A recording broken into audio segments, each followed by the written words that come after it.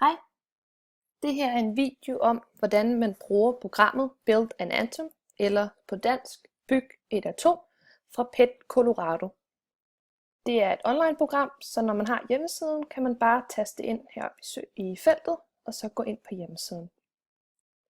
Programmet her er lavet sådan, at man kan bygge de forskellige atomer og grundstoffer, vi har i vores periodiske system. Og man kan se herovre i toppen til højre, at der er vores periodiske system. Selve programmet her er bygget sådan, at krydset herinde i midten, det indikerer vores kerne i vores atom. Så har vi en rund cirkel her, og vi har en længere ude. Disse to er henholdsvis første og anden skal i vores atom. Til at starte med, synes jeg lige, at vi klikker det neutrale ion her fra, fordi det skal vi ikke bruge. Nu vil jeg gerne starte med at bygge det første grundstof i vores periodiske system.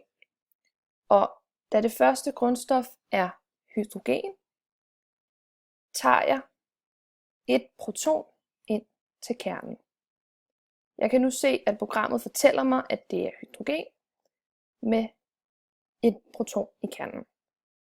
Jeg kan også se det herop, fordi det er den, der lyser op i det periodiske system. Og skulle jeg være i tvivl om, hvor mange protoner jeg nu har i spil, kan jeg se det herovre til venstre.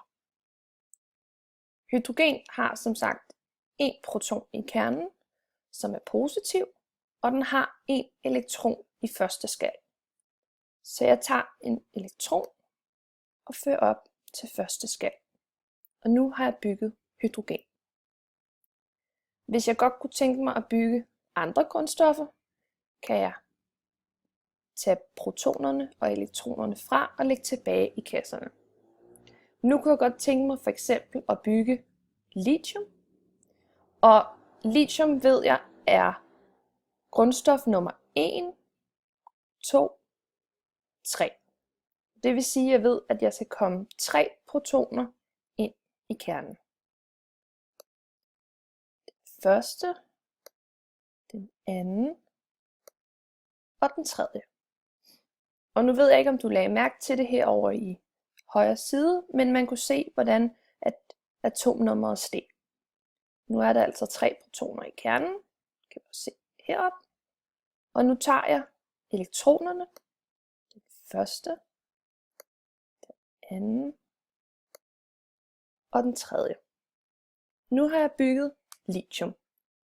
Hvis jeg ikke helt kan huske, hvor mange elektroner der kan være i den inderste skal, så er programmet lavet sådan, at når jeg tager og fører mine elektroner op, så placerer den det automatisk.